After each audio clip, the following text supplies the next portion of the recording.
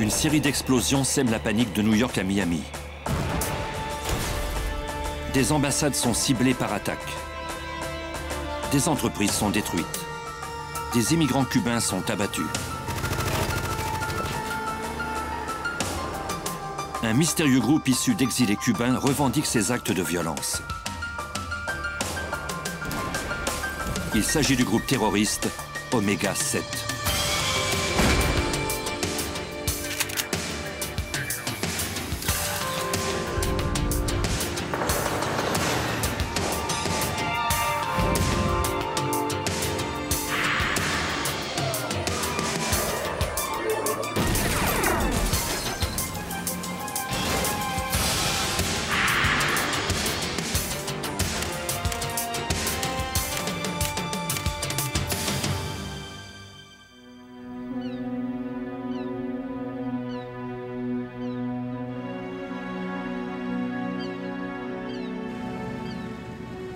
À New York, le 6 juin 1976, dans le nord de Manhattan.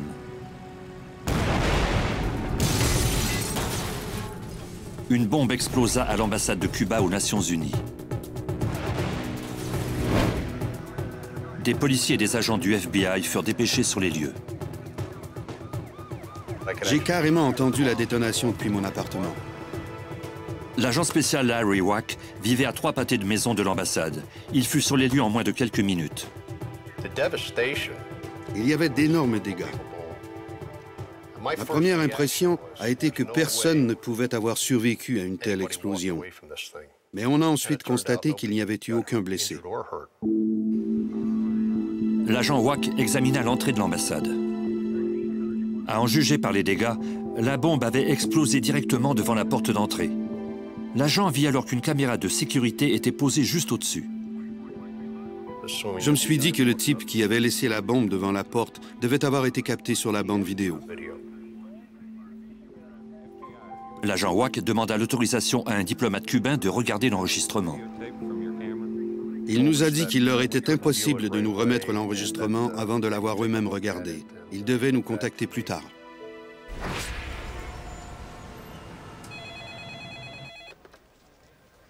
Le lendemain, un représentant de l'ambassade m'a appelé pour me dire qu'il n'y avait rien de suspect sur la bande vidéo. J'ai alors compris à quel genre de gens j'aurais affaire. Il semblait bien que les représentants de Cuba voulaient garder pour eux-mêmes les indices que fournissait la bande vidéo, même s'ils paralysaient ainsi l'enquête du FBI.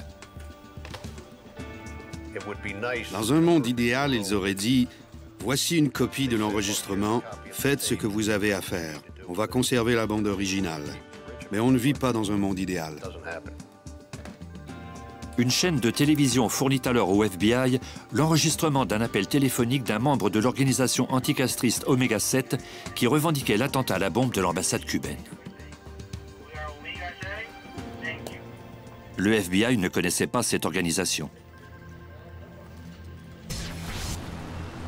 Pour les Cubains qui avaient fui le brutal régime de Fidel Castro, le nord du New Jersey était un havre de sécurité. La communauté cubaine qui s'y trouvait comptait quelques 100 000 personnes.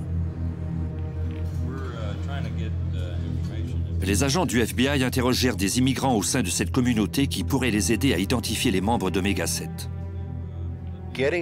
Obtenir des informations des exilés cubains s'est révélé être la chose la plus difficile à faire au cours de cette enquête. Ils connaissaient ces types, mais pour eux, c'étaient des héros. Le FBI se retrouvait encore une fois dans l'impasse.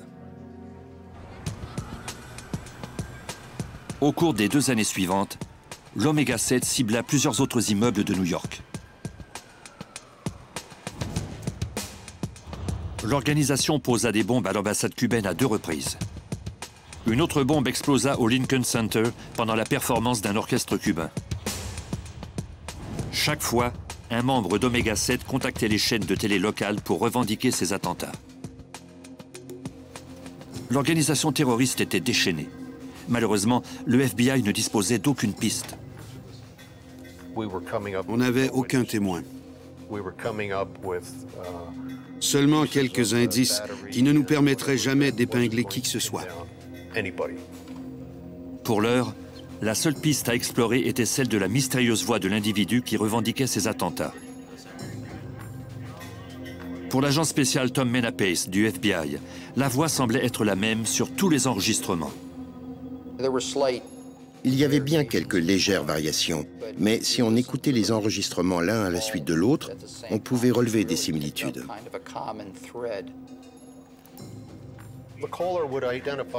Chaque fois, l'homme disait qu'il était membre de l'Oméga 7. Or, il prononçait le mot oméga d'une façon caractéristique. Il était calme, posé et disait « Voici ce qu'on a fait et pourquoi ». Même si les agents du FBI de New York et de Miami avaient interrogé des dizaines de présumés terroristes anticastristes, ils furent incapables de reconnaître cette voix. Cette voix nous rendait fous. Personne ne la reconnaissait. On traînait une copie de l'enregistrement qu'on faisait écouter à tous les membres importants de la communauté en espérant identifier ce type. Même les personnes qui connaissaient bien la communauté cubaine furent incapables d'identifier l'homme. Quand on ne reconnaît pas immédiatement une voix, on se lance alors dans des spéculations. Les gens disent « Bon sang, ça ressemble à un tel ou à un tel ». Et on se doute bien qu'on n'ira nulle part avec ça.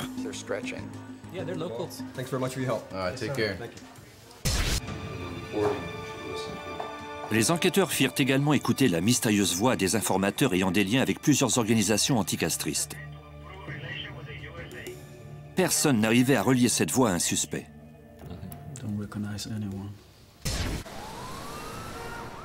Malheureusement, les attentats à la bombe se poursuivirent. En mars 1979, dans le nord du New Jersey, l'Oméga 7 posa une bombe dans les bureaux d'un homme d'affaires cubain. Il s'appelait Eulalio Negrin. Cet activiste avait aidé plusieurs réfugiés cubains à retrouver leur famille aux États-Unis. Sur les lieux de l'attentat, le FBI ne trouva pas de témoins et guère d'indices. Les enquêteurs croyaient que cette bombe constituait en fait un avertissement. S'ils avaient voulu tuer Negrin lors de cette explosion, ils auraient utilisé une bombe plus puissante. Ils l'auraient placée dans sa voiture ou quelque chose du genre pour s'assurer de l'abattre. Au cours de l'automne, plus de 3 ans après la première attaque d'Oméga 7, une autre bombe explosa à l'ambassade cubaine auprès de l'Organisation des Nations Unies. Le même homme appela les chaînes de télévision locales et revendiqua l'attentat au nom d'Oméga 7. Un mois plus tard, Eulalio Negrin et son fils de 12 ans sortaient de leur maison au New Jersey quand l'organisation terroriste changea radicalement de façon d'agir.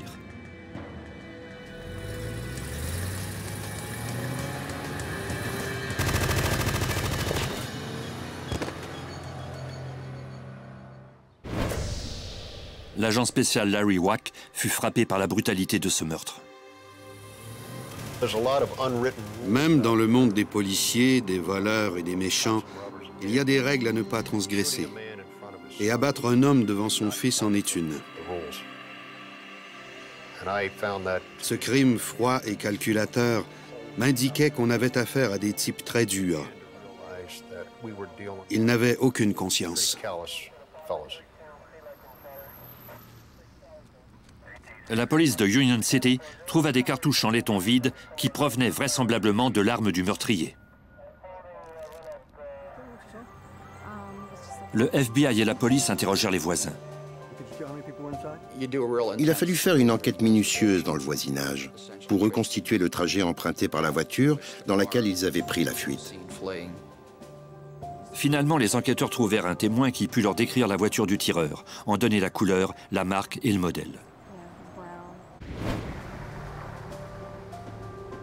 Au bureau du FBI de Newark, l'agent Menapace écouta l'enregistrement d'un homme qui revendiquait fièrement le meurtre de Negrin.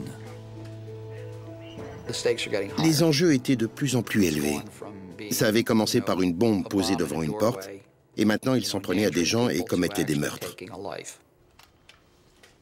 Un homme d'affaires réputé avait été assassiné devant sa maison. Et tout ce dont disposait Mena Pace pour poursuivre l'enquête était la description sommaire de la voiture du meurtrier. Combien de gens possédaient une voiture comme ça à Union City, dans Hudson County ou à Elizabeth? Au nom de qui ces voitures étaient-elles enregistrées? Et parmi ces gens, y avait-il des suspects reliés à notre affaire? En 1979, le système d'immatriculation des véhicules n'était pas encore informatisé. Les enquêteurs furent incapables de retracer la voiture du tireur.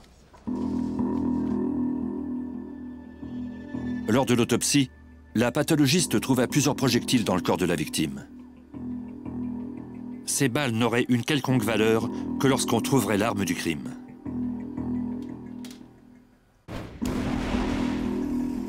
Un mois plus tard, en décembre 1979, l'ambassade cubaine fit l'objet d'un autre attentat à la bombe. L'ambassade de l'Union soviétique fut également attaquée pour avoir soutenu Cuba. Un policier du service métropolitain fut grièvement blessé lors de l'explosion.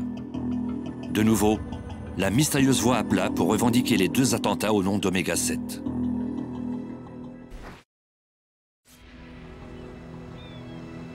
Miami, en janvier 1980. Une bombe détruisit partiellement une petite fabrique de cigares. C'était le troisième attentat à la bombe à Miami en un an. Le FBI commença alors à relever plusieurs constantes entre ces attentats. L'agent spécial George Kizinski est expert en explosifs au sein du bureau du FBI de Miami. Les pertes étaient importantes, non seulement à cause des dommages sur le bâtiment, mais également à cause des cigares qui étaient fabriqués sur place à la main. Comme à New York, un membre d'Oméga 7 appela une chaîne de télévision locale pour revendiquer ces attentats. L'agent spécial Tom Walser croyait que le terroriste essayait d'intimider le propriétaire de la fabrique, car celui-ci était ouvertement en faveur de relations harmonieuses entre les États-Unis et Cuba. Par ces crimes, le groupe cherchait à capter l'attention de la communauté cubaine. Ça envoyait un message très clair aux individus ou aux entreprises qui avaient des relations avec Cuba sous le régime de Castro, et ça envoyait aussi un message à Cuba. Dans la Petite Havane, un quartier de Miami majoritairement habité par des ressortissants cubains, les agents du FBI et la police cherchaient des indices. On avait de bonnes relations avec les dirigeants et avec des membres de la communauté. Le FBI disposait aussi de collaborateurs qui avaient des liens avec d'autres services policiers. Le service de police métropolitain avait des informateurs, comme en avait la police de Dade, la police d'État et l'ATF. Malgré le nombre important d'informateurs, le FBI ne trouva pas de pistes solides. Les agents comparèrent ensuite les enregistrements des appels faits après les attentats de Miami avec ceux de New York. Ils furent d'avis qu'il s'agissait de la même personne. Comme à New York, les enquêteurs firent ensuite écouter l'enregistrement à plusieurs membres de la communauté cubaine. Personne ne semblait reconnaître la voix. À Manhattan, le 25 mars 1980, les agents du FBI répondirent à un appel selon lequel une bombe avait été placée dans la limousine de l'ambassadeur de Cuba aux Nations Unies.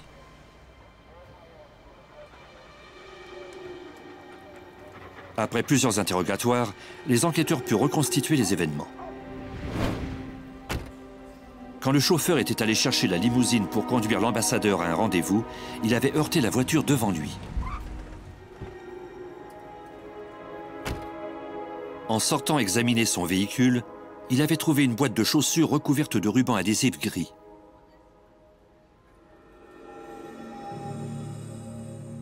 Le chauffeur avait trouvé cette boîte louche, d'autant plus que l'ambassade avait déjà fait l'objet de plusieurs attentats à la bombe. Il avait alors mis la boîte de chaussures dans une poubelle loin de l'ambassade et avait appelé aussitôt la police.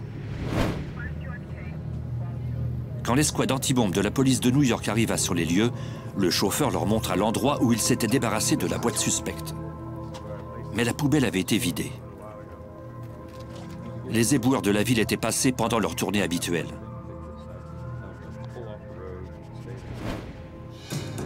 Maintenant, le camion et la bombe pouvaient se trouver n'importe où.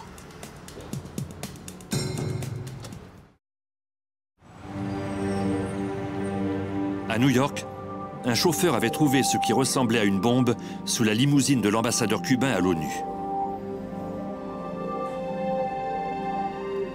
Il avait jeté l'engin suspect dans une poubelle avant d'appeler la police de New York. Quand les experts de l'escouade antibombe arrivèrent, l'engin avait été recueilli par un camion à ordures de la ville.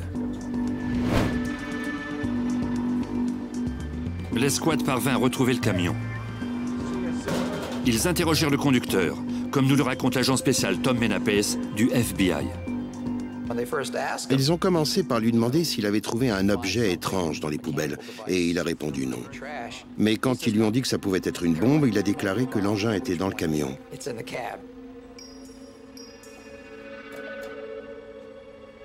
Le conducteur avait cru apercevoir un poste radio à l'intérieur de la boîte et il avait l'intention de le ramener chez lui.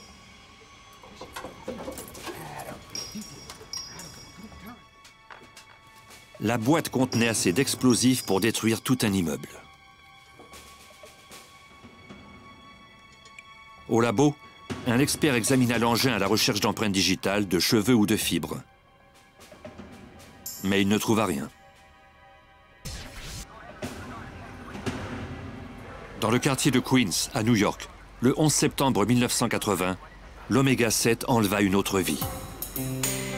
La victime était un attaché de l'ambassade cubaine aux Nations Unies.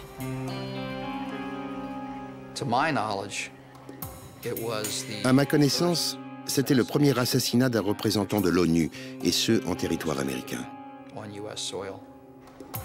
Un groupe d'intervention mis sur pied depuis peu et constitué d'agents du FBI et de policiers de New York fit enquête. C'était le premier groupe d'intervention conjoint auquel le FBI prenait part de toute son histoire. À l'automne 1980, les agents eurent enfin un coup de chance quand un ex-membre d'un groupe anticastriste contacta l'agent spécial Larry Wack. Il avait décidé de collaborer avec les autorités devant toutes les innocentes victimes qui s'étaient fait abattre. L'informateur fut incapable de fournir les noms des membres d'Oméga 7, mais il avait toutefois entendu une rumeur à propos du groupe. Il avait entendu dire qu'il y avait des dissensions entre les dirigeants d'Oméga, le comité comme il l'appelait. L'agent Wack croyait qu'une fois que le FBI aurait identifié les suspects, il pourrait tirer parti de ces dissensions en montant les membres les uns contre les autres. 3 mois après le meurtre de l'attaché de l'ambassade, une bombe explosa devant le consulat cubain à Montréal. Au bureau du FBI de New York, on se demanda si les membres d'Oméga 7 basés aux États-Unis étaient responsables de cet attentat. Selon le service des douanes, un conducteur à bord d'une voiture qui entrait aux États-Unis avait refusé de s'arrêter pour une inspection peu de temps après l'explosion. Les douaniers avaient été incapables de noter le numéro de plaque d'immatriculation, le véhicule roulant trop vite. Mais ils purent en fournir une description. Peu de temps après, un patrouilleur de l'État de New York arrêta une voiture correspondant à cette description. Les 2 hommes à bord nièrent avoir refusé de s'arrêter à la frontière.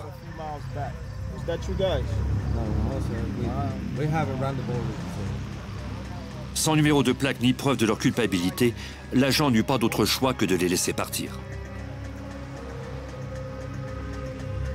Mais avant, il nota soigneusement les coordonnées des 2 hommes. Ils s'appelaient Enrique Airbones et Antonio Casiferes. Les membres du groupe d'intervention connaissaient déjà le nom d'Airbones. Ce type était un fanatique. C'était un exilé qui vivait à Miami. On ne connaissait pas l'autre homme à ce moment-là, ce qui a piqué notre curiosité. Selon le permis de conduire de Casiferes, celui-ci vivait au New Jersey.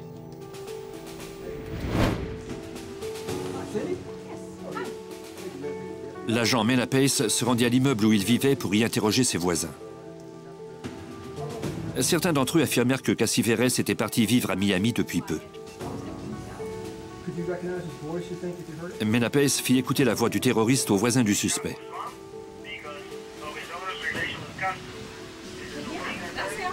Les voisins affirmèrent tous, sans exception, que le mystérieux membre d'Oméga 7 était Antonio Casiveres. Ces gens le connaissaient tous comme étant un type gentil. Ils ont été ébranlés en entendant le terroriste revendiquer les attentats, car ils reconnaissaient la voix de cet individu. C'était un coup de chance inespéré pour l'enquête. Le groupe d'intervention obtint immédiatement un mandat pour examiner les relevés téléphoniques de Casiveres. Ils notèrent alors les noms de tous ceux qu'il avait appelés. C'est un peu comme lancer des cailloux dans l'eau. Ces pistes vous entraînent sur d'autres pistes, parce qu'après avoir vu qui ce type appelait, vous examinez qui ces gens ont appelé par la suite. On a noté une augmentation des appels peu de temps avant les attentats. Le jour du crime, il n'y avait pas d'appel. Puis le lendemain, les appels avaient repris.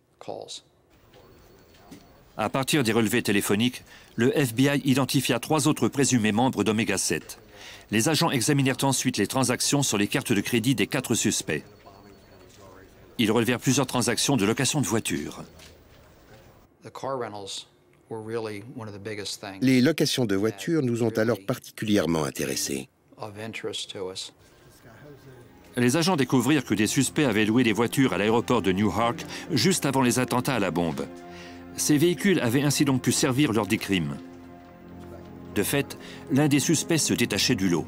Il avait reçu une contravention pour s'être garé devant l'ambassade cubaine le jour même où l'attaché avait été abattu. Il s'appelait Eduardo Mazoros.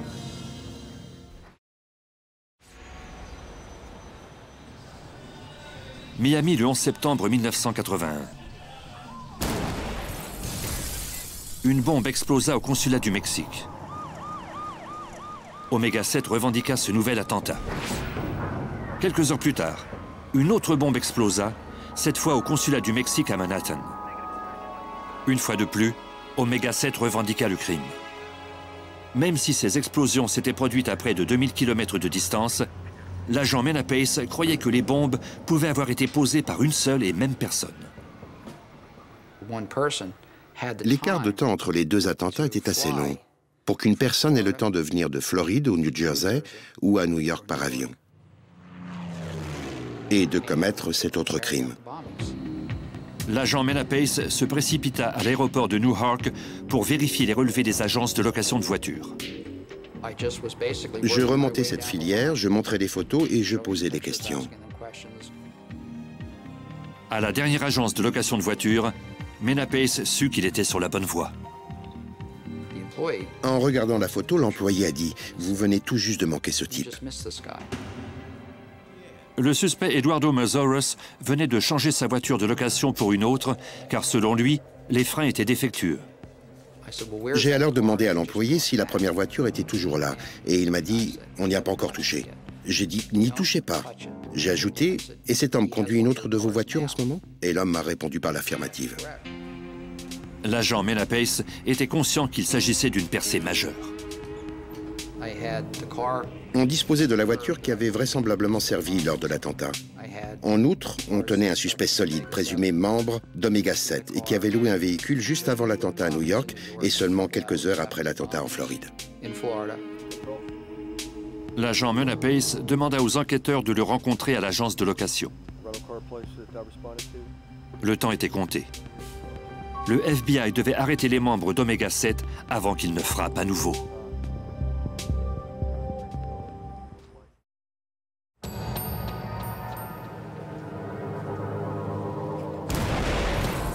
Deux attentats à la bombe avaient secoué les consulats du Mexique de Miami et de New York en moins de quelques heures. Le FBI croyait que des membres d'Oméga 7, un groupe d'extrémistes cubains, s'étaient rendus à ces consulats à bord de voitures louées pour y laisser les bombes.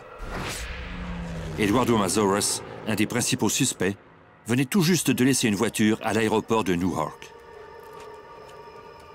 L'agent spécial Tom Mena Pace fit venir une escouade canine pour faire inspecter la voiture en question. Le chien a donné l'alerte en reniflant le coffre de la voiture.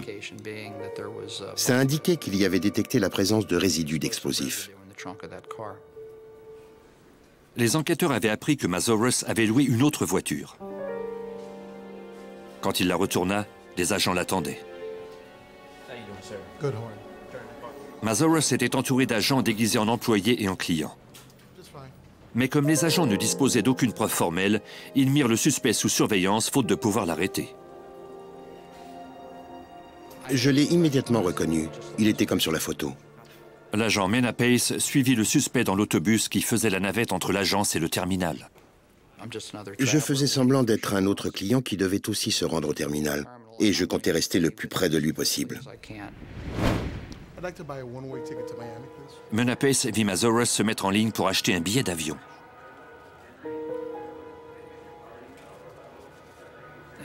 J'étais à environ 1 mètre de lui. Je me tenais le plus près possible de lui et j'étais discret pour ne pas courir le risque de me faire identifier. Il a donné un faux nom. Il a dit qu'il s'appelait A. Medina.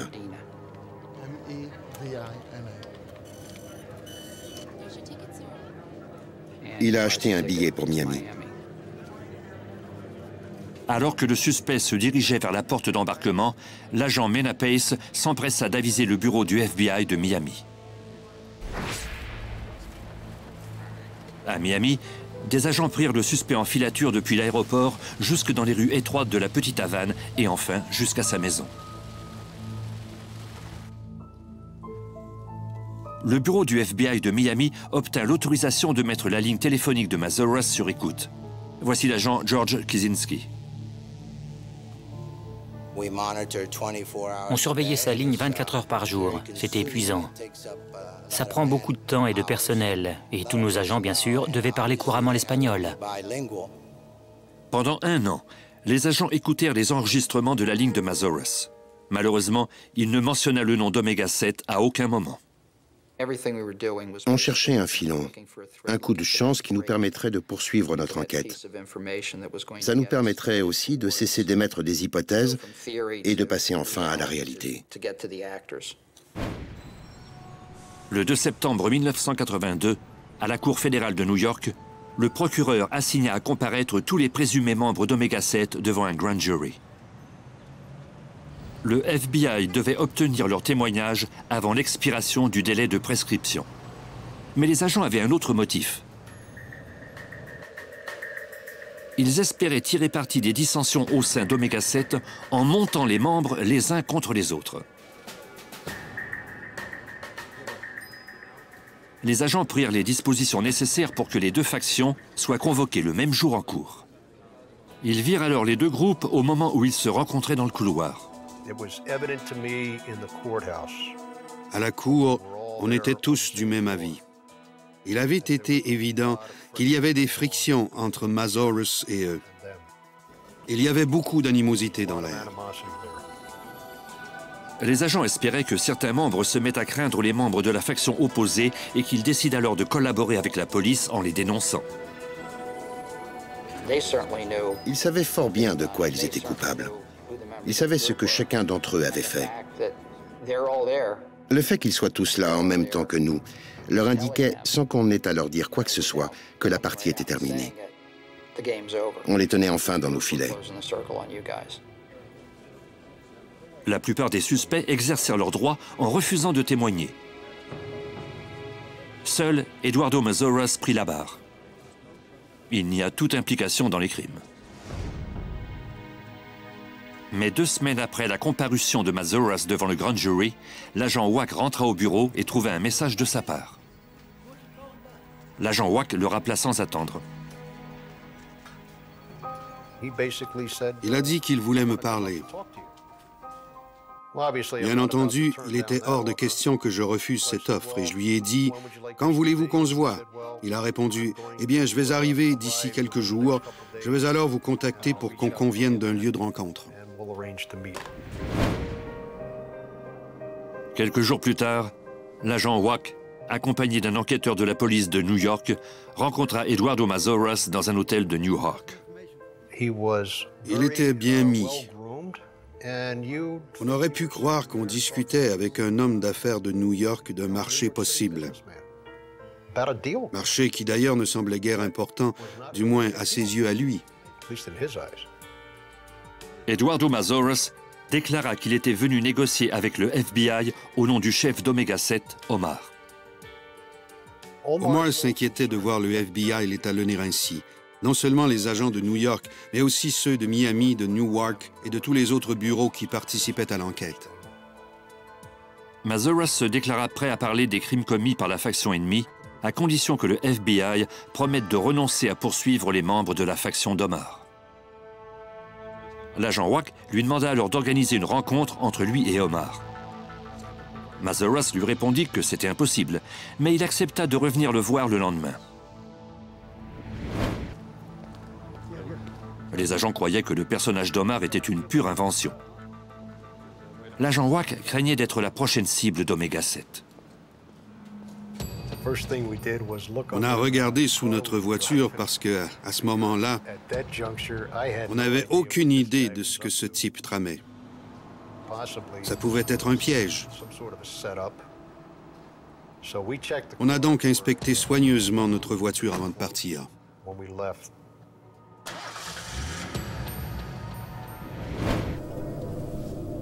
Le lendemain, les enquêteurs rencontrèrent Eduardo Mazuras pour la seconde fois.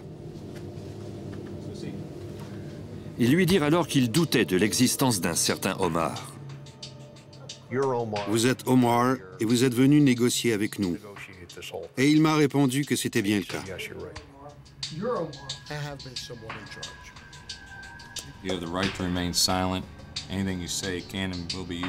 Les enquêteurs lui firent la lecture de ses droits. Mazuras décrivit les activités criminelles de la faction ennemie. Il a commencé à divulguer les noms des types qui avaient posé les bombes. Au début, il a eu du mal à se souvenir des noms de tous les coupables, parce qu'il y avait eu un tel nombre d'attentats. Mazuras déclara que les membres de la faction rivale disposaient de plus d'un quart de tonne d'explosifs qu'ils réservaient pour d'autres attaques. Il ajouta qu'il serait prêt à accompagner les enquêteurs à Miami pour les aider à trouver ces explosifs.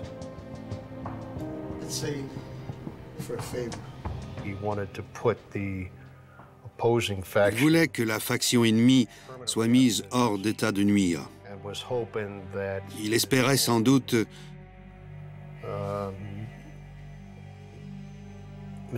pour une mystérieuse raison qu'en établissant ainsi des liens avec le FBI et le gouvernement et qu'en se montrant coopératif, on le laisserait tranquille. Mais en livrant ainsi ses anciens complices, Mazuras révéla qu'il était l'un des principaux fabricants de bombes d'Omega 7. C'était lui qui décidait qui devait être tué, où les bombes devaient être posées et comment les attentats devaient être commis.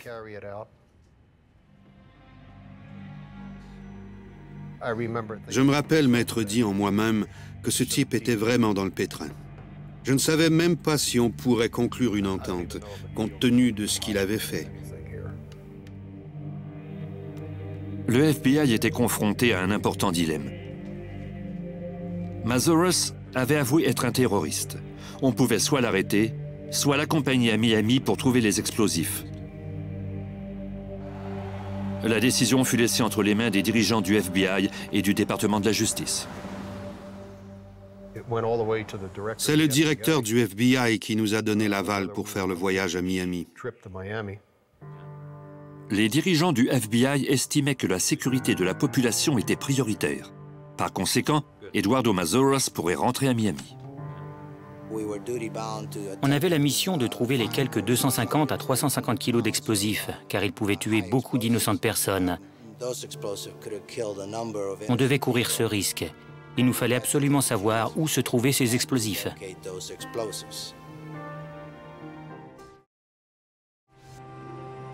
Mazuras prit l'avion pour Miami. Les agents du FBI voyagèrent à bord d'un autre avion pour éviter que les complices de leur informateur ne se doutent de quelque chose. Mazuras rentra à la petite Havane avec l'ordre d'appeler les agents dès son arrivée. Pendant les 4 jours suivants, l'informateur tint les agents du FBI au courant du progrès de ses recherches des explosifs. Le 5e jour, les agents eurent l'intuition que Mazuras tramait quelque chose. Il a commencé par dire qu'il ne savait pas s'il pouvait encore collaborer avec nous. Je n'ai pas aimé le ton de sa voix. Cette conversation m'a mis mal à l'aise. L'agent Wack encouragea Mazorus à poursuivre les recherches. Il lui demanda de l'appeler plus tard au cours de l'après-midi. L'agent commençait à se demander si les explosifs existaient réellement ou si l'informateur les manipulait depuis le début.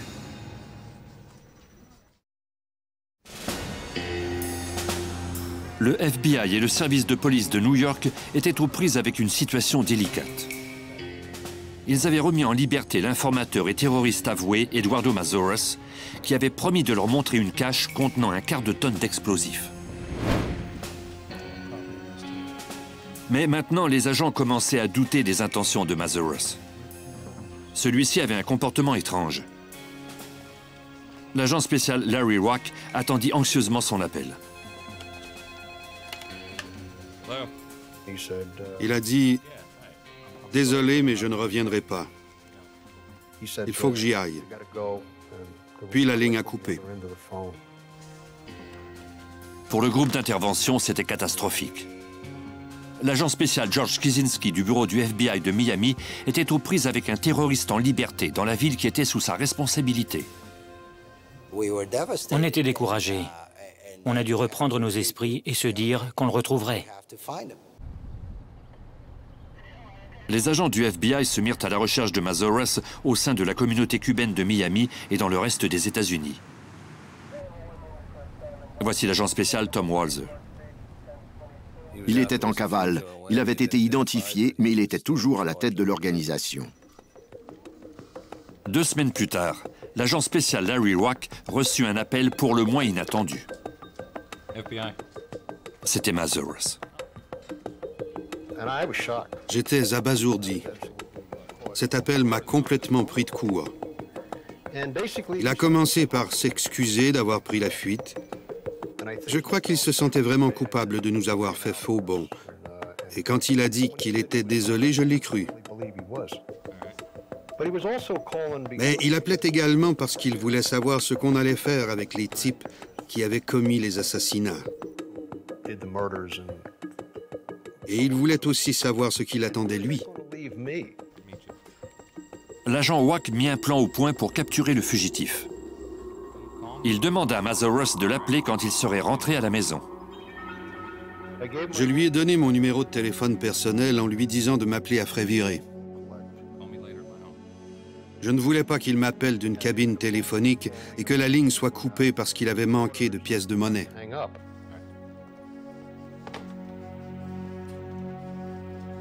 Entre-temps, les enquêteurs installèrent un appareil sur le téléphone de Wack pour pouvoir retracer tous les appels entrants. Au moins, ils sauraient si Mazorus se trouvait toujours à Miami. Mais les jours se transformèrent en semaines sans qu'on ait de nouvelles du fugitif. Puis, 1 mois et demi plus tard, l'agent Wack reçut un appel. C'était lui. J'ai dû demander à ma femme de trouver un voisin qui serait encore réveillé à 2h30 du matin et de chez qui elle pourrait appeler le bureau du FBI de New York. Nos agents pourraient alors appeler le bureau du FBI de Miami et la compagnie de télécommunications. L'agent Wack essaya de garder Mazorus au bout du fil assez longtemps pour que l'on puisse retracer l'appel. Pendant ce temps, les agents du FBI de Miami se précipitèrent à la Petite Havane. L'appel provenait d'un téléphone public. Ce genre d'appel ne dure pas plus que 3-4 minutes au maximum. Nos chances d'arriver à temps sont par conséquent très minces. Quand les agents arrivèrent sur place, le fugitif avait disparu. Au cours des 8 mois suivants, Eduardo Mazorus appela l'agent Wack chez lui plus d'une douzaine de fois. Les agents persévérèrent. Une fois, on ne l'a manqué que de quelques minutes. À notre arrivée, le combiné se balançait encore au bout du fil. Chaque fois, les agents étaient déçus, mais ils ne renoncèrent pas. et chaque fois, ils notèrent l'emplacement du téléphone public utilisé par Mazoros. Ils relevèrent bientôt des constantes. Tous les appels provenaient de la petite Havane. On était sûr qu'il travaillait ou vivait dans ce secteur. Les enquêteurs décidèrent de ne pas montrer la photo du fugitif aux résidents du quartier. Ils craignaient que Mazoros ne décide de quitter la ville ou même le pays. La dernière chose qu'on voulait, c'était qu'il apprenne qu'on le cherchait dans ce quartier en particulier. On voulait éviter ça parce qu'on voulait qu'il y reste. S'il partait, on aurait de gros problèmes. Les agents firent alors appel à leurs informateurs les plus fiables du secteur, mais aucun d'entre eux n'avait vu Eduardo Mazoros. Tout portait à croire que le terroriste se cachait. Puis le 12 janvier 1983, deux entreprises cubaines de Miami firent l'objet d'attentats à la bombe. Une troisième bombe fut trouvée avant qu'elle n'ait explosé. Omar, alias Eduardo Mazoros, revendiqua ces attaques. 6 mois plus tard, à New York, le 20 juillet 1983, les agents du FBI eurent enfin un coup de chance quand l'agent spécial Larry Wack reçut un appel aux petites heures du matin. C'était Mazoros. L'épouse de l'agent Wack appela au bureau du FBI pour qu'on retrace l'appel. Les agents de Miami se précipitèrent à la petite Havane et attendirent qu'on leur indique où se trouvait le terroriste.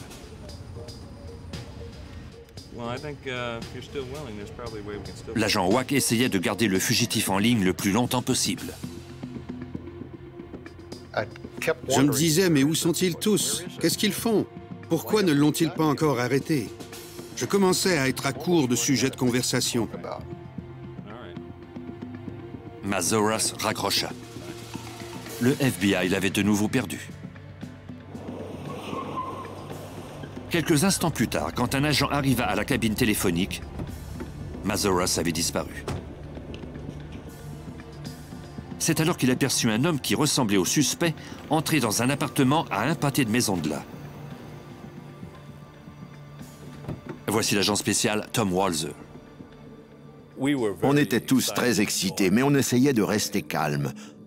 On avait vu cet homme entrer dans un appartement et on était remplis d'espoir. Les agents surveillèrent l'appartement toute la nuit, mais ne virent personne en sortir. Le lendemain, ils allèrent frapper à la porte de la gérante des lieux. Ils lui montrèrent la photo du fugitif et lui demandèrent s'il vivait dans l'appartement en question. Elle a regardé la photo et a dit « Oui, c'est bien lui ». Pour éviter une confrontation, les agents demandèrent à la gérante d'appeler le suspect à l'extérieur. Elle a frappé à sa porte et lui a demandé en espagnol de sortir.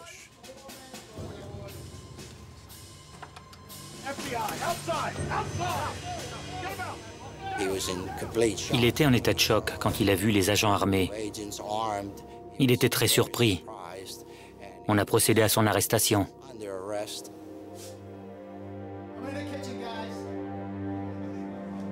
Dans l'appartement, les agents trouvèrent l'arsenal du terroriste.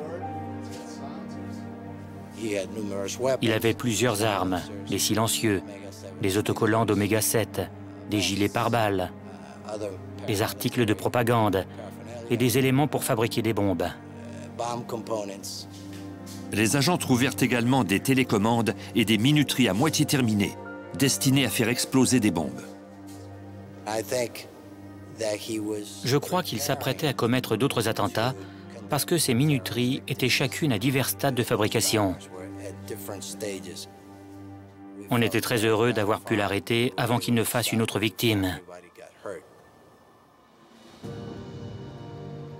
Un jury de la Cour fédérale reconnut Eduardo Mazoros coupable d'attentat à la bombe, de complot et du meurtre de l'attaché cubain. Il fut condamné à la prison à vie. D'autres membres d'Oméga 7, qui étaient déjà incarcérés, plaidèrent coupables de complot visant à assassiner un dignitaire étranger. Ils furent condamnés à une peine de 10 ans d'emprisonnement. Ce jugement a envoyé un message très clair à cette communauté en exil. Nous comprenons votre position anticastriste, mais ne pensez pas que vous pourrez appliquer vos méthodes violentes dans nos rues. L'heureuse conclusion de l'enquête sur Oméga 7 à l'été 1983 a effectivement envoyé un message très clair aux terroristes, car il n'y a plus jamais eu d'attentat anticastriste sur le territoire américain.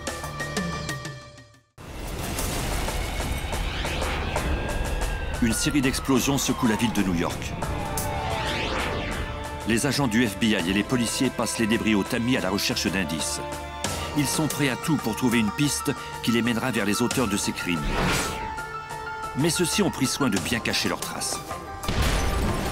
Alors que les attentats se multiplient, le FBI entreprend une lutte à finir avec ces terroristes qui sont prêts à tout pour arriver à leur fin.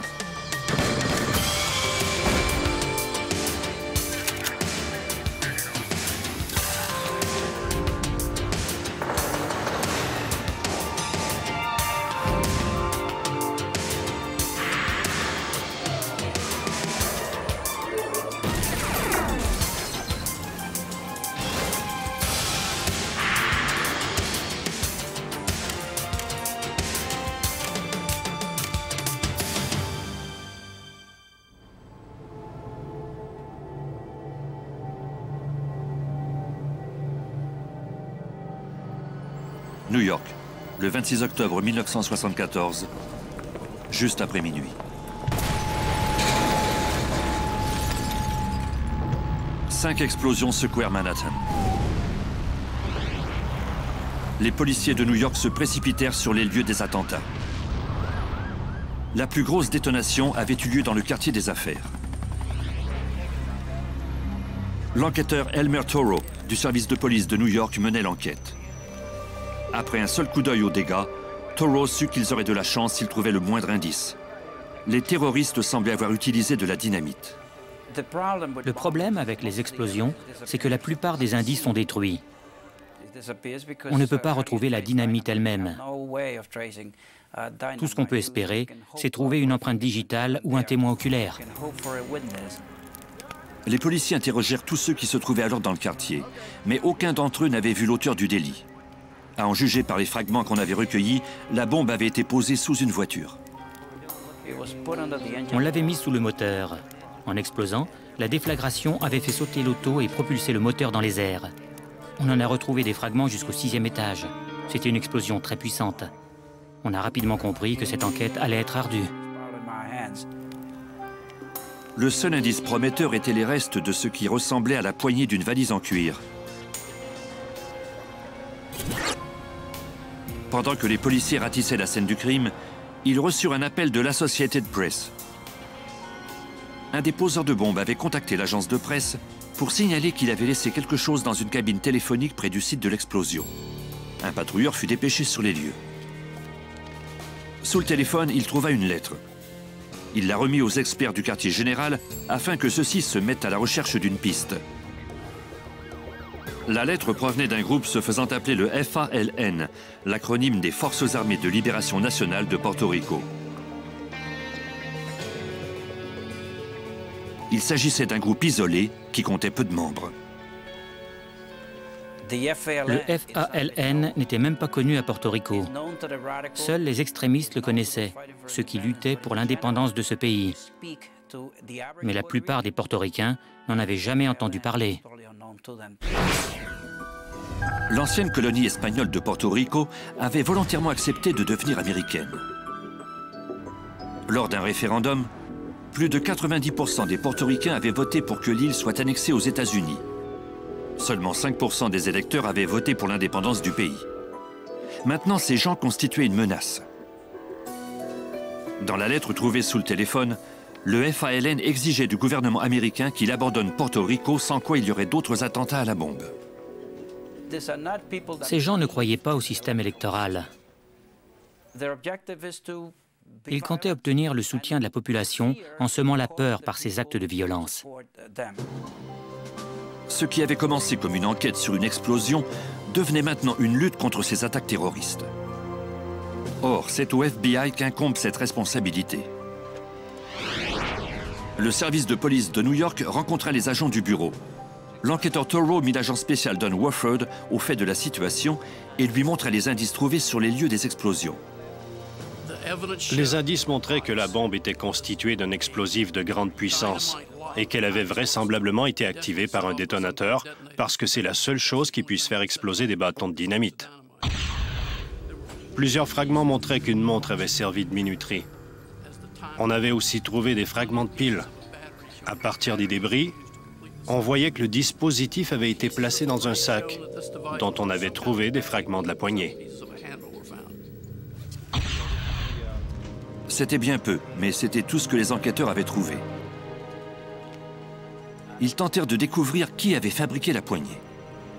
Peut-être pourraient-ils ensuite découvrir qui avait acheté ce sac ou cette valise.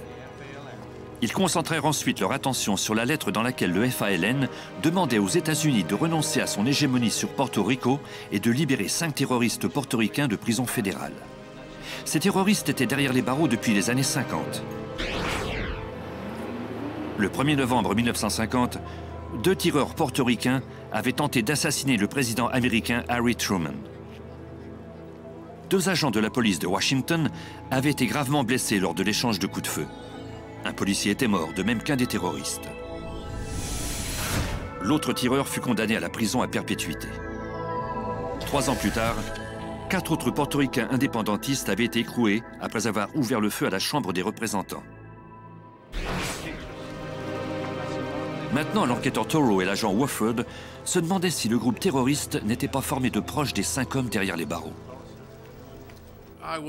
J'espérais qu'en examinant le passé et la situation actuelle des 5 prisonniers politiques, on trouverait une piste.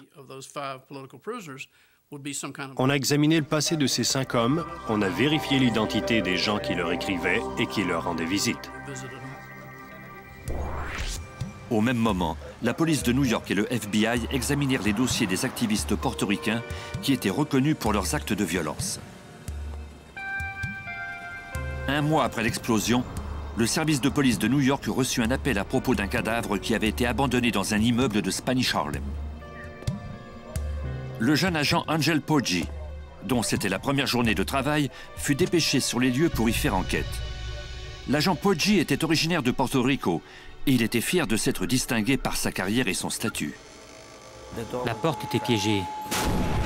Il a été propulsé de l'autre côté de la rue et sa carrière a aussitôt pris fin. Bien que l'agent Poggi ait survécu à l'explosion, il perdit l'usage de son œil droit. Quand les policiers fouillèrent l'immeuble, ils ne trouvèrent aucun cadavre. L'appel n'était qu'un piège pour attirer des policiers. Les experts de l'escouade antibombe recueillirent des résidus d'explosifs et une autre poignée de valises. Comme lors de l'explosion précédente, ils conclurent que la bombe était constituée de dynamite. À en juger par les dégâts, la bombe était sans doute accrochée de l'autre côté de la porte, sans doute dans un sac de voyage.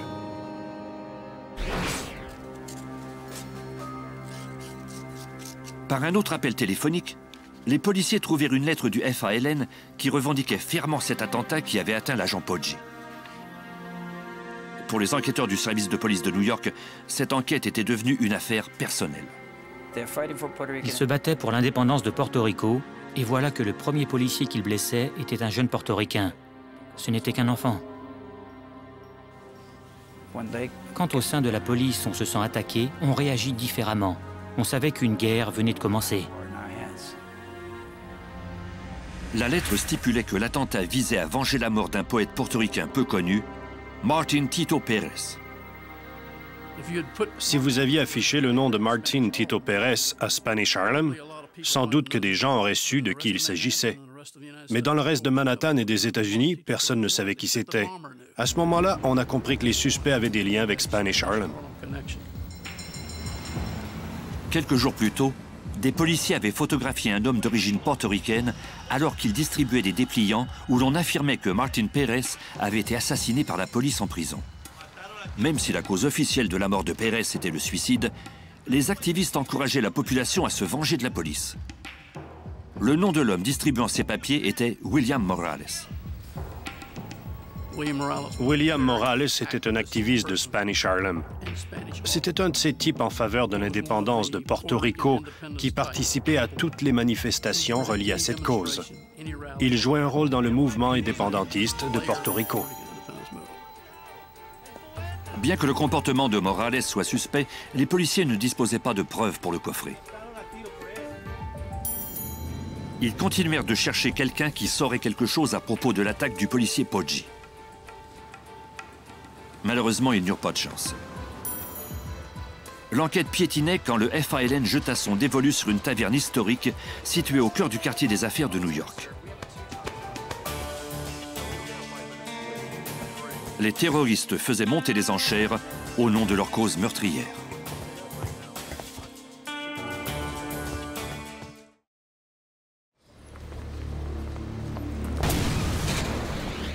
Une organisation terroriste appelée FALN avait commis une série d'attentats à la bombe à plusieurs endroits de New York. Le FBI tentait désespérément d'assembler les pièces du puzzle pour trouver les auteurs de ces crimes avant qu'ils ne frappent à nouveau. Mais la bataille était perdue d'avance. La taverne historique Frances dans le quartier des affaires était un endroit fréquenté par les courtiers de Wall Street.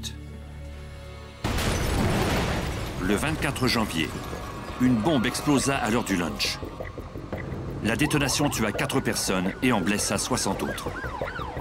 Les victimes furent conduites d'urgence dans les hôpitaux les plus près. L'agent spécial Don Wofford du FBI. C'était l'une des pires scènes d'explosion que j'ai vues de toute ma carrière au FBI. Du rez-de-chaussée, il ne restait que des éclats de bois. Toutes les tables, les chaises et les murs n'étaient plus que des fragments. La première bombe n'avait fait aucune victime. La seconde visait une personne en particulier. Cette fois-ci, les terroristes avaient clairement l'intention de tuer le plus de gens possible. L'explosion avait eu lieu en plein jour et non à 3 heures du matin. Les terroristes n'avaient pas laissé leur bombe dans un immeuble abandonné, mais plutôt dans un restaurant bondé de clients. C'est une image que l'agent spécial Rick Hahn ne pourra jamais oublier. Les rues étaient mouillées parce qu'on les avait arrosées pour nettoyer le sang des victimes sur la scène du crime. La vue de ces lieux m'a profondément troublé et convaincu de tout faire pour résoudre cette enquête. Sur le site de l'explosion, les enquêteurs trouvèrent une fois de plus une poignée de valises semblables à celles trouvées sur les autres scènes d'attentats à la bombe. En outre, des témoins déclarèrent avoir vu un homme suspect laisser un sac de voyage sur les lieux quelques minutes avant l'explosion. Ce type n'était pas vêtu pour aller manger à la taverne Frances avec des courtiers de Wall Street. Or, s'il s'était trompé d'endroit, pourquoi avait-il laissé ce sac de voyage? Il n'a rien fait de spécial, comme nous l'ont raconté les témoins. Il a simplement laissé le sac là. La bombe était donc déjà active. Cette chose était en marche. Et à en juger par les dégâts, il devait y avoir entre 20 et 30 bâtons de dynamite. Cet homme s'était donc promené dans Manhattan avec une bombe de 20 ou 30 bâtons de dynamite. Il faut être pas mal timbré pour faire ça.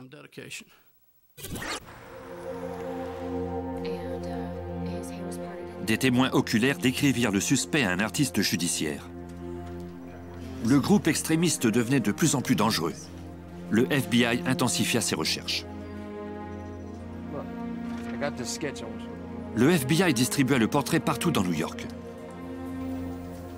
Mais les enquêteurs ne purent trouver quelqu'un qui correspondait à cette description.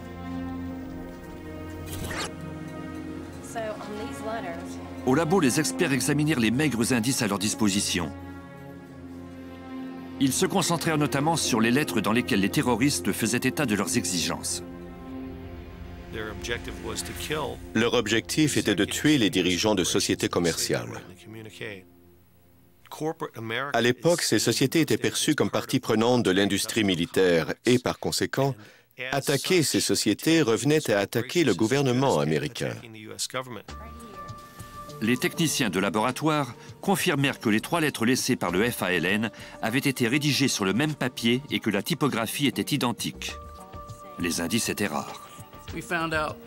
On a été déçus d'apprendre que tout dans ces lettres, le papier, l'encre, les caractères, le genre de stencil utilisé, le logo, Tout pouvait avoir été acheté n'importe où à Manhattan. Par contre, les poignées de valises, elles, fournissaient une piste intéressante aux experts de laboratoire. Les sacs de voyage utilisés pour transporter les bombes étaient toutes d'un modèle particulier et fabriqués par un seul manufacturier. Ça pouvait être le coup de chance espéré par les enquêteurs. Le FBI contacta le manufacturier pour obtenir la liste de tous les magasins de New York qui vendaient ce modèle de sac en particulier. Au cours des semaines suivantes, les enquêteurs visitèrent les détaillants et leur montrèrent le portrait robot du suspect. Malheureusement, aucun d'entre eux ne put l'identifier. Les explosions se multiplièrent. 3 mois après l'attentat de la taverne Francis, le FALN revendiqua dans un communiqué l'explosion de 4 bombes après minuit dans le centre-ville de Manhattan.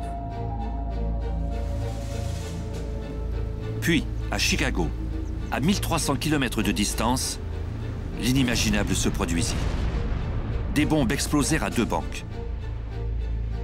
Le FALN revendiqua aussi ces attentats par le biais d'un communiqué. Les terroristes représentaient maintenant une menace pour tout le pays.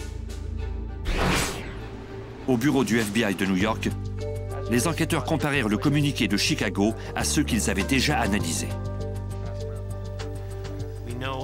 Aussitôt qu'on a vu l'entête, avec le logo, on a su que c'était bien le FALN.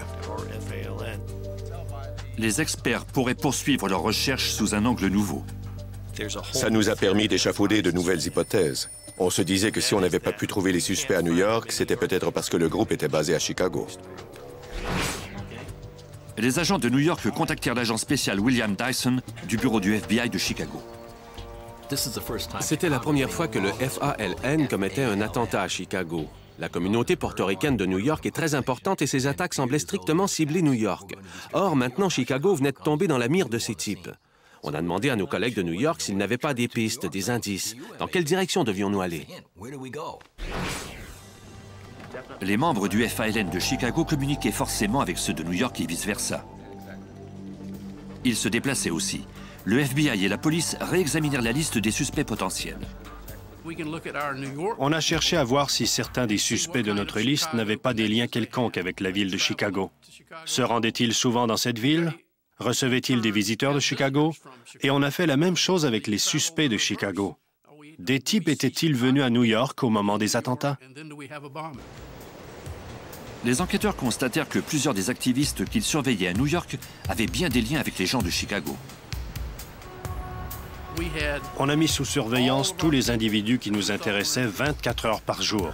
Et quand je dis surveiller, je veux dire qu'on les suivait partout où ils allaient. J'ai passé des semaines entières à les filer dans les rues. On était incapable de passer à la vitesse supérieure.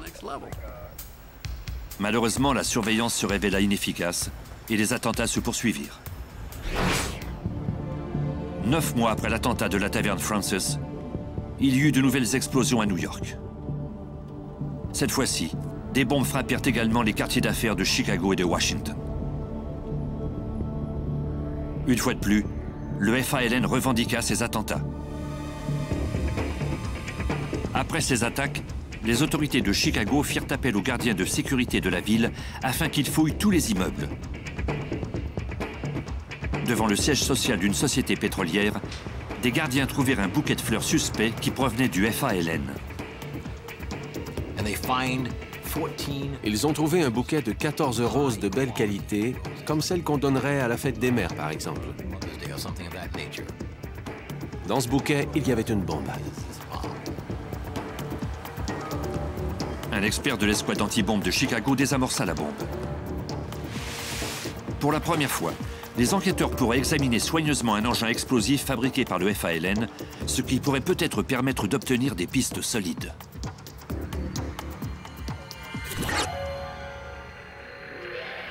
Un technicien du laboratoire judiciaire releva le numéro de série unique apparaissant sur les bâtons de dynamite. Il provenait du chantier de construction d'une digue au Nouveau-Mexique. Malheureusement, la piste s'arrêtait là. Il n'y avait pas eu de vol de dynamite à cet endroit. Les enquêteurs tentèrent ensuite de retracer la provenance du bouquet de roses. On devait aller voir les 800 fleuristes de Chicago. On les a tous visités l'un après l'autre. Et quand je dis on, je veux dire les autorités, pas seulement les agents du FBI. Malheureusement, on n'a jamais pu savoir d'où provenaient ces roses. À New York, les agents du FBI constatèrent que les composantes de la dernière bombe étaient identiques à celles des autres bombes. Les enquêteurs dressèrent la liste de tous les détaillants de New York qui vendaient ces composantes. Ils en trouvèrent un en particulier où l'on trouvait toutes les composantes. On a identifié un magasin du Bronx qui vendait un modèle de montre en particulier. Ce détaillant vendait aussi des bonbonnes de propane et des sacs de voyage comme ceux qui avaient servi à transporter les bombes. Était-il possible que les terroristes aient été assez négligents pour avoir acheté toutes les composantes dans un même magasin? Au magasin en question, les enquêteurs montrèrent à la propriétaire le portrait robot. Elle n'a pas pu nous donner le nom du type, mais elle a confirmé qu'une personne qui ressemblait à celle du portrait était effectivement venue acheter plusieurs sacs de voyage et des piles. Les enquêteurs tenaient enfin un bon filon. Ils montrèrent ensuite les photos des suspects à la propriétaire du commerce. Malheureusement, elle n'en reconnut aucun. Elle accepta toutefois d'aider les agents. On a demandé à la propriétaire de collaborer à l'enquête. Elle nous a autorisés à marquer discrètement les divers produits qu'elle vendait pour qu'on puisse les identifier plus tard s'ils étaient utilisés dans une bombe. Ces marques, si elles n'étaient pas détruites lors de l'explosion, pourraient confirmer que les composantes avaient bel et bien été achetées chez ce détaillant. Les enquêteurs firent également surveiller étroitement le commerce 24 heures par jour. Et quand une personne achèterait un sac, on la surveillerait.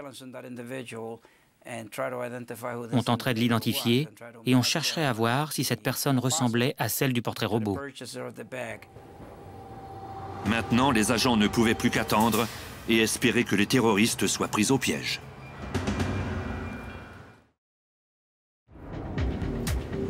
À New York, une organisation terroriste appelée FALN avait commis plusieurs attentats à la bombe, tuant ainsi 4 personnes et blessant plus de 60 autres personnes. Le FALN avait étendu son rayon d'action à d'autres villes américaines comme Washington et Chicago. Le FBI faisait l'impossible pour trouver une piste sur le groupe. Les agents apprirent alors que des composantes semblables à celles utilisées pour faire les bombes étaient toutes vendues dans un même magasin du Bronx. Les agents établirent un réseau de surveillance. Malheureusement, ils n'obtinrent rien de concluant malgré quelques mois de travail. Peut-être les terroristes avaient-ils acheté les diverses composantes en grande quantité. Peut-être aussi s'étaient-ils aperçus que l'établissement était surveillé. Une fois de plus, ils avaient une longueur d'avance sur les enquêteurs. Quelques mois après le dernier attentat, l'affaire prit une tournure étrange à Chicago quand les policiers reçurent un tuyau pour le moins inattendu. Un informateur leur révéla qu'un homme travaillant près d'un garage avait essayé de vendre de la dynamite aux gangs de rue. Le policier qui fut dépêché sur les lieux entendit du bruit. Il aperçut alors un homme tentant d'ouvrir un coffre.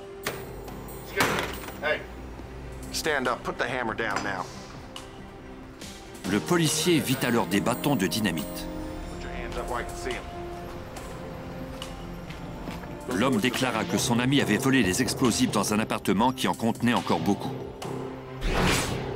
Les agents du FBI se rendirent aussitôt à l'appartement en question. Ils y trouvèrent plus d'une centaine de bâtons de dynamite et d'autres composantes pour fabriquer des bombes.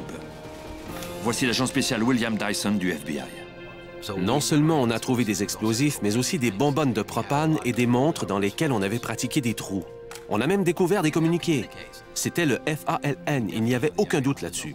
Mais le problème, c'est qu'on ne savait pas encore qui venait à cet appartement. Pendant que l'escouade anti-bombe s'assurait que l'immeuble était sécuritaire, les enquêteurs interrogèrent les locataires. Ils déclarèrent tous que l'appartement était inhabité. Ils ajoutèrent qu'ils n'avaient vu que 2 personnes y entrer et en sortir, soit le propriétaire de l'immeuble, Carlos Torres, et sa femme. Ce qui m'a frappé, c'était la naïveté stupéfiante des propriétaires. Ce type avait un laboratoire pour fabriquer des bombes dans son propre immeuble. C'était lui qui avait accès à tous les appartements vacants, qui détenait les clés. Il était carrément stupide. On avait maintenant 2 suspects. Non seulement ces individus étaient-ils propriétaires de l'immeuble, mais en plus, ils avaient été vus entrant dans l'appartement en question. Les enquêteurs se mirent à la recherche de Carlos Torres, le propriétaire de l'immeuble, et de sa femme, Heidi. Ceux-ci semblaient s'être volatilisés, ce qui ne fit que renforcer les soupçons des enquêteurs sur leur lien avec le FALN. Le FBI effectua des recherches méthodiques pour retrouver les fugitifs en commençant par examiner leurs antécédents. Les agents interrogèrent et mirent sous surveillance tous les proches des fugitifs, mais ceux-ci avaient disparu sans laisser de traces. Simultanément, le FBI concentra ses efforts sur un document trouvé au laboratoire clandestin. Apparemment, les personnes que l'on soupçonnait de faire partie du FALN à Chicago faisaient tous partie du comité d'une œuvre de charité latino-américaine. Les agents de Chicago avisèrent le bureau de New York de cette découverte. L'agent spécial Rick Horn, du FBI. On croyait que le FALN avait mis sur pied cette œuvre de charité pour financer ses propres activités, pour assurer les déplacements de ses membres et pour recueillir des fonds. Selon les dossiers examinés par l'agent Don Warford, les suspects de Chicago avaient utilisé des billets d'avion payés par l'œuvre de charité pour se rendre à New York quelques jours avant les attentats à la bombe. L'organisme avait payé de nombreux allers-retours à certains de ses membres. Cette œuvre de charité était censée prêter de l'argent et accorder des bourses aux gens qui organisaient des activités pour la communauté hispano-américaine, comme des soirées de lecture de la Bible en espagnol et des soirées de chant, ce genre de choses. Les enquêteurs découvrirent également que le comité de cette œuvre de charité comptait quelqu'un qu'ils connaissaient déjà, William Morales, un extrémiste de New York. Ils surveillèrent étroitement Morales ainsi que tous les membres de ce comité, mais ne trouvèrent rien d'anormal. Ils ne disposaient pas assez d'indices pour mettre les suspects sur écoute ou pour obtenir des mandats de perquisition. 6 mois plus tard, dans l'immeuble de la Mobile Oil, près de la gare de Grand Central, une bombe cachée dans un bureau d'embauche tua une personne et en blessa 8 autres. Le FBI et le service de police de New York se rendirent sur les lieux pour interroger les témoins. L'employé qui s'occupait des demandes d'emploi déclara qu'elle avait vu l'auteur de l'attentat. Elle a dit « Je sais qui a laissé cette bombe, parce que je l'ai vue et que je lui ai parlé. » Elle n'arrêtait pas de répéter que ce n'était qu'une enfant et qu'elle ne pouvait pas croire que cette jeune fille ait pu laisser une bombe pour tuer ainsi des gens. Selon l'employé, la jeune femme était entrée avec un parapluie fermé qui semblait anormalement lourd. Elle savait fort bien, en laissant la bombe, que celle-ci allait blesser des gens en explosant. La femme avait pris un formulaire de demande d'emploi. Elle a rapidement griffonné un nom et une adresse. Le temps s'écoulait et elle voulait sortir de là au plus vite. La jeune femme voulut partir, mais l'employé refusa de la laisser partir avec le formulaire. Quelques minutes plus tard, la bombe explosa, décapitant l'homme qui se trouvait juste à côté. Celui-ci ayant servi de bouclier, il n'y eut pas d'autres morts. Les enquêteurs prirent le formulaire en espérant que la suspecte y aurait laissé une empreinte digitale. S'ils en trouvaient une, ce serait leur premier indice solide sur l'identité d'un des terroristes.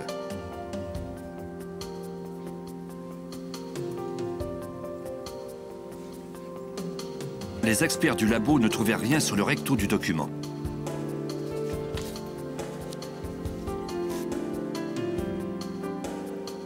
Mais au verso, ils trouvèrent ce qu'ils espéraient découvrir.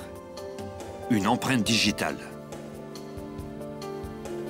Celle-ci avait été laissée par Heidi Torres, la femme de Carlos Torres, le propriétaire de l'immeuble où se trouvait le laboratoire clandestin du FALN à Chicago. Les policiers de New York obtinrent un mandat d'arrêt contre la jeune femme pour meurtre au second degré. Après la mise en accusation par un grand jury, le nom de son mari Carlos Torres fut mis sur la liste des 10 fugitifs les plus recherchés par le FBI. 2 mois plus tard à Queens, dans l'État de New York,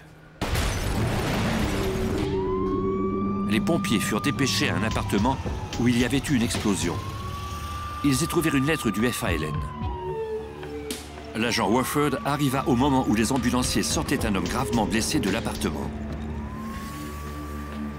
L'agent, qui croyait que l'homme était vraisemblablement un membre du FALN, tenta de l'identifier, mais le visage de l'homme portait de graves blessures et ses mains avaient pratiquement été complètement détruites par la déflagration. Dans l'appartement, les enquêteurs trouvèrent 3 petites bombes tuyaux. Les indices semblaient indiquer qu'une 4e bombe tuyau avait explosé au moment de sa fabrication, ce qui pouvait expliquer les blessures aux mains de l'homme. Les enquêteurs trouvèrent une photocopieuse et du papier arborant le logo du FALN. Ils trouvèrent également une importante quantité d'explosifs. L'enquêteur Elmer Toro se rendit à l'hôpital pour tenter d'identifier le présumé fabricant de bombes. Ses mains étaient dans un si mauvais état qu'il fut impossible de prélever ses empreintes digitales. L'enquêteur Toro annonça au suspect que ces hommes n'auraient aucun mal à l'identifier, à même les indices qu'il avait laissés au laboratoire clandestin. Il ferait donc mieux de révéler son nom sans attendre. Malheureusement, l'homme était incapable de parler. J'avais apporté une liste de noms de suspects. Quand j'ai mentionné le nom de William Morales, il a bougé et opiné de la tête sans rien dire. J'ai compris qu'il venait de s'identifier. 9 mois plus tard, Morales comparut pour avoir mis la vie de gens en danger et pour avoir eu en sa possession des armes dangereuses. Morales a demandé qu'on lui accorde le statut de prisonnier de guerre sans se défendre, ce qui était une situation rêvée pour le procureur. Le juge le condamna à 89 ans d'emprisonnement. Les policiers conduisirent ensuite Morales au quartier pénitentiaire de l'hôpital de Bellevue pour qu'on lui pose des mains artificielles avant de le faire emprisonner. Contre toute attente, et malgré la présence de gardiens dans les couloirs de l'hôpital, Morales réussit à s'enfuir. Les enquêteurs se rendirent aussitôt à la chambre d'hôpital du condamné. J'ai commencé par croire qu'on me faisait une mauvaise blague. Mais oui, il s'est enfui, bien sûr. Mais comment pouvait-il avoir fait ça? Premièrement, il était sérieusement handicapé. Et deuxièmement, sa chambre était située au 3e étage. Les agents constatèrent que les barreaux de la fenêtre et la grille avaient été coupés. Il avait pratiqué une ouverture dans la grille qui ne faisait pas plus de 15 sur 20 cm, à peu près grosse comme ça. Il a dû passer à travers cette ouverture.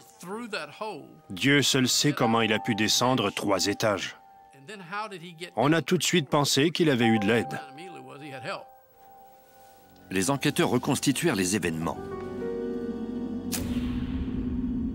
Quelqu'un avait sûrement apporté des pinces coupantes.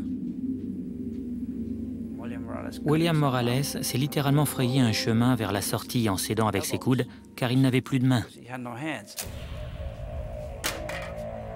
Tout portait à croire que Morales avait fait un saut de 3 étages et que des complices l'attendaient en bas.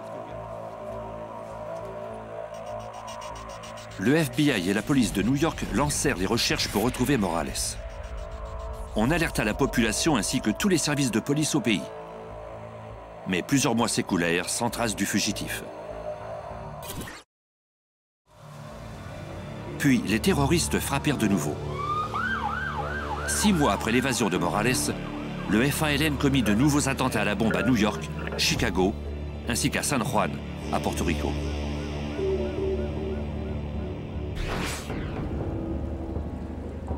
Six autres mois plus tard, au nord de la ville de Chicago, quelqu'un appela la police d'Evanston pour signaler qu'une camionnette était garée dans une zone interdite. Les agents vérifièrent le numéro de plaque d'immatriculation et découvrirent que le véhicule avait été volé. Ils mirent le véhicule sous surveillance pour voir si quelqu'un viendrait le chercher. Ils l'ont surveillé plutôt que de le faire remorquer.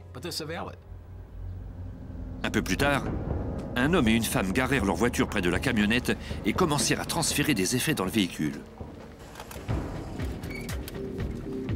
Police, put your hands up! Let me see your hands! Let me see your hands! Turn around! Face away from me! Stay right where you are! Les policiers qui les arrêtèrent trouvèrent des fusils.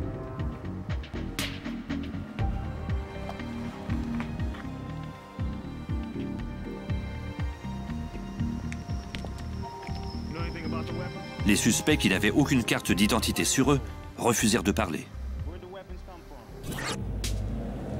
Quelques heures plus tard, dans la même banlieue de Chicago, une femme appela la police pour porter plainte. Un camion était garé dans un quartier aisé. Elle déclara qu'elle avait vu des gens entrer à l'arrière d'un camion pendant toute la matinée. Les policiers dépêchés sur les lieux ont tenté de parler à la conductrice. Pourquoi êtes-vous ici? Je suis venu voir des gens. Qui? La personne qui vit ici? Comment s'appelle-t-elle? Je ne le sais pas. Elle donnait des descriptions très vagues. Tout cela semblait bizarre. En examinant à l'intérieur du camion, le policier aperçut la crosse d'un pistolet. Maintenant, il savait qu'il avait affaire à des suspects armés et qu'ils n'étaient peut-être pas les seuls. Des complices pouvaient se cacher à l'arrière du camion.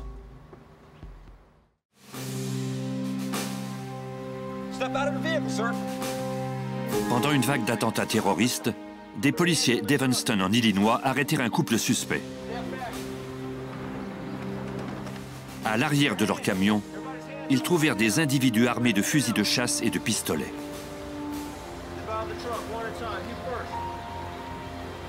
Les agents les arrêtèrent tous.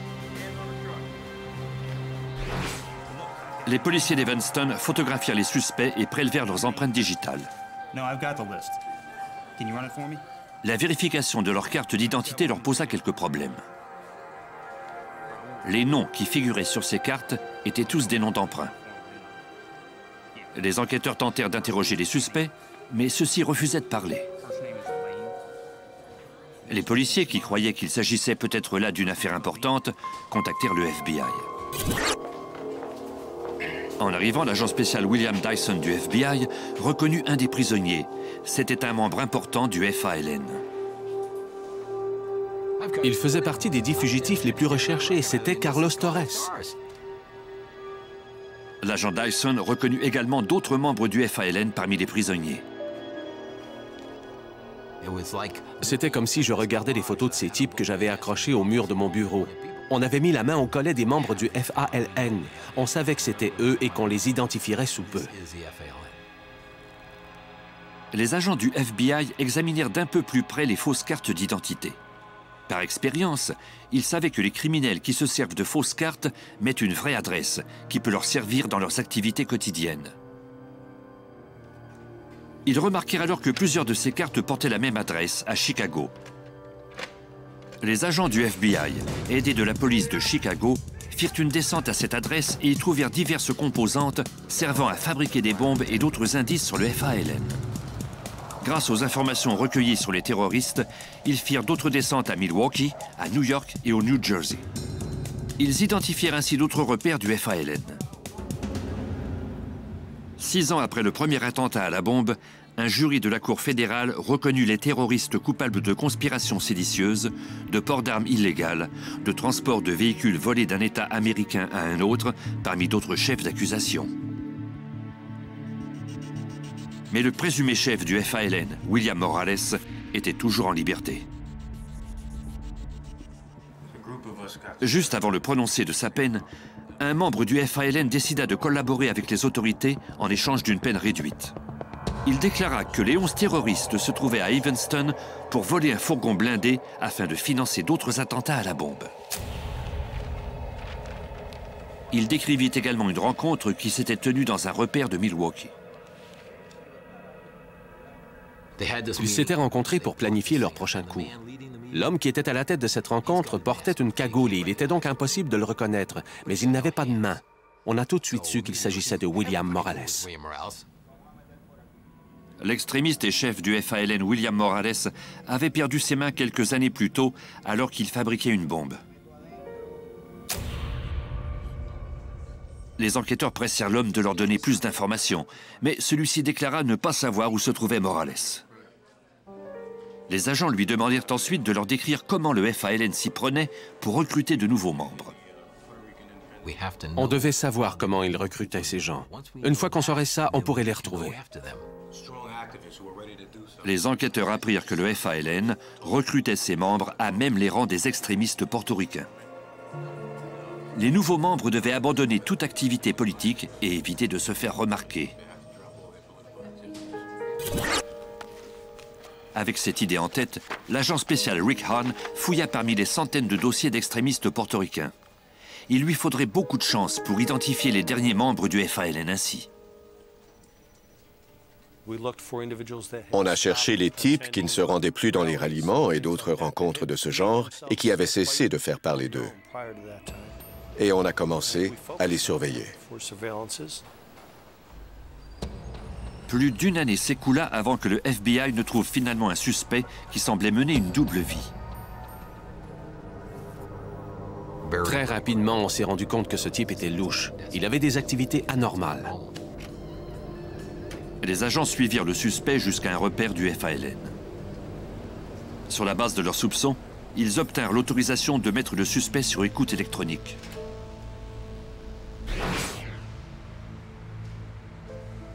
En mars 1983, 2 ans après avoir obtenu la collaboration de l'informateur, les agents du FBI eurent de la chance quand ils entendirent le présumé membre du FALN demander à un mystérieux homme au Mexique de venir à Chicago. Il a refusé d'y aller et a dit « Et pourquoi ne viendriez-vous pas me voir? Je dois subir une intervention chirurgicale. Je n'ai pas de papier d'identité. Je ne peux pas venir. On me reconnaîtrait trop facilement, etc., etc. » Le mystérieux homme avait demandé à son interlocuteur de le rappeler au même numéro une semaine plus tard. Les enquêteurs eurent une percée majeure quand ils identifièrent la voix de l'homme. C'était le chef présumé du FALN. Par sa voix, on était presque sûr que c'était William Morales. Mais comme Morales aurait peut-être recours à la chirurgie pour modifier son apparence, les agents demandèrent à leurs homologues mexicains de le photographier en secret. L'agent spécial Rick Horn. Les fédérales se sont rendus au café et ils ont trouvé Morales assis à une table.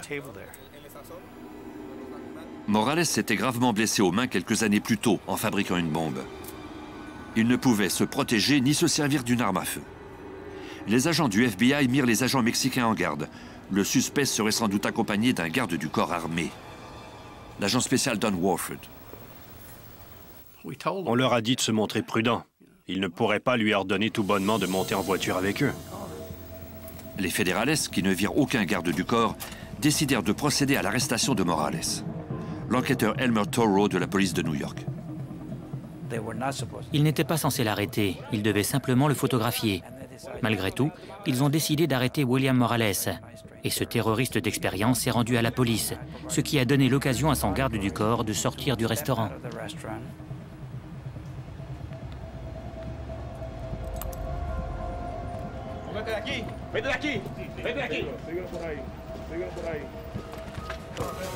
Le garde du corps ouvrit le feu et blessa grièvement un des agents mexicains. L'autre agent riposta, tuant le garde du corps.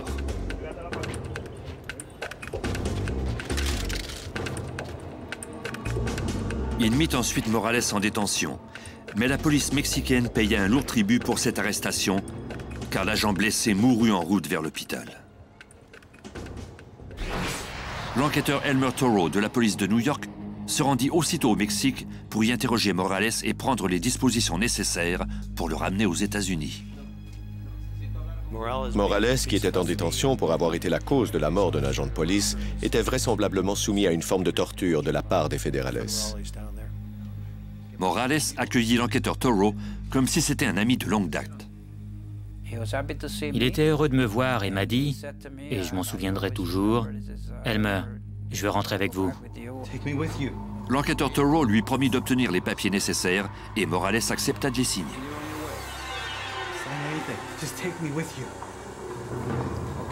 Quand les agents mexicains apprirent que Morales allait retourner aux États-Unis, ils le traitèrent mieux, sans doute pour éviter un scandale. De retour à son hôtel, l'enquêteur Toro appela le FBI pour annoncer la nouvelle de l'arrestation de Morales. D'habitude, on n'arrive jamais à rien avec les autorités mexicaines. Mais là, Morales voulait rentrer au pays. On avait tous envie de remercier le bon Dieu. Laissez-le rentrer. Mais la situation n'était pas si simple que cela. J'ai alors regardé le bulletin de nouvelles et j'ai vu cet abruti qui nous dénonçait. Morales apparaissait à la télé, flanqué d'avocats extrémistes de Cuba, des États-Unis et du Mexique. Il condamnait maintenant les États-Unis avec véhémence. Il avait eu le temps de se trouver toute une armée d'avocats d'un peu partout. Il y avait des gens de Cuba, des avocats très puissants. Et dès qu'il a eu la protection de ses avocats, il n'a plus eu besoin de moi et il ne voulait plus rentrer.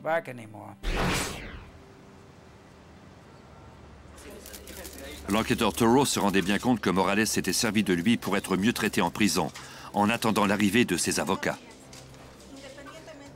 Au cours des mois suivants, Cuba joua de ses influences pour obtenir la libération de Morales des autorités mexicaines. Je crois que Morales se la coule douce sur les plages de Cienfuegos à Cuba. Tôt ou tard, le gouvernement de Fidel Castro va être défait et on va peut-être finir par le retrouver. Morales étant en exil pour toujours et des membres clés du FALN séjournant en prison, le règne de 8 ans du groupe d'extrémistes a enfin pris fin. Par leur travail d'enquête acharné et de longues opérations de surveillance, les agents du FBI et la police ont fini par avoir raison d'un des groupes de terrorisme intérieur les plus dangereux de l'histoire des États-Unis.